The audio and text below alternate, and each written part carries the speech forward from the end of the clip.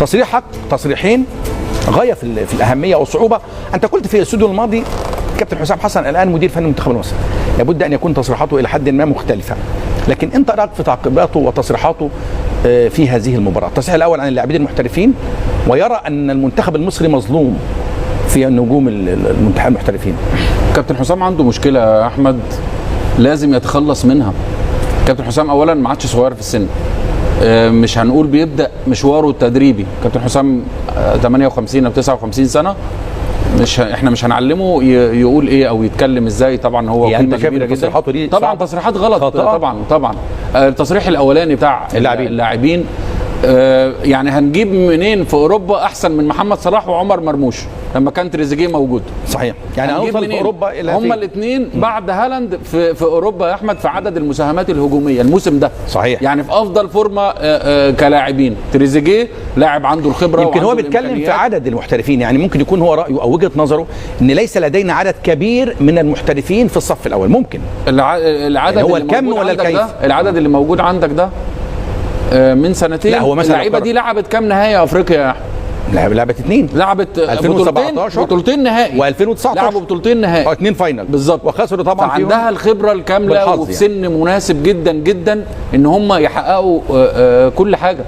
يعني انا اشوف ان مش معاه دايما لا هو يمكن بيتكلم عن عدد، يعني ليس لدى المنتخب المصري العدد الكبير من المحترفين على المستوى العالي مثل المنتخب المغربي مثلا ولا المنتخب الجزائري وما الى ذلك. ممكن انا بقول لك الشعور ده شعور بالاضطهاد يا احمد، شعور بالتربص، وده واضح في التصريح الثاني. أيوة. انت يا كابتن حسام مدرب منتخب مصر بتكسب كل الماتشات اللي فاتت، مقدم اداء ممتاز. لو مين العفريت اللي نزل من السماء رئيس اتحاد كوره وانت بتكسب وبتأدي وبتحقق النتائج، محدش هيقدر يجي ناحيتك. احنا في مصر كده.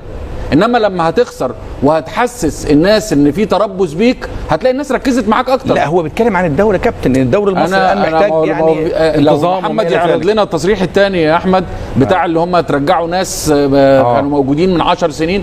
يا كابتن حسام انت مدرب منتخب مصر، طب اتفضل التصريح قدامك انت اقراه لو انت عايز.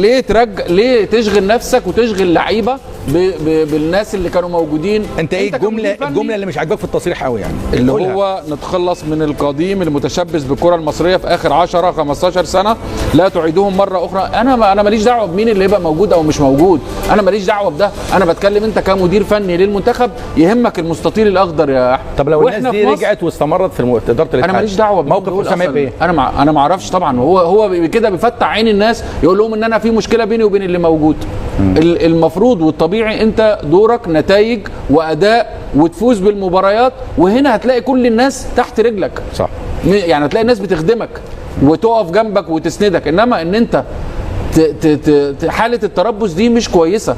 يعني احنا من ساعه ما جه كابتن حسام كل تجمع للمنتخب في مشكله بتتخلق يا احمد من لا شيء.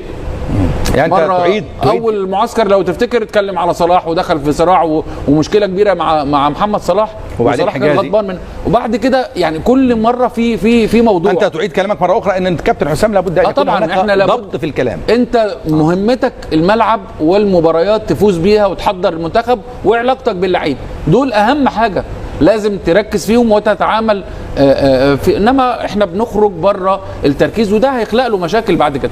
طيب كابتن هذه طبعا مشاهدينا نقطه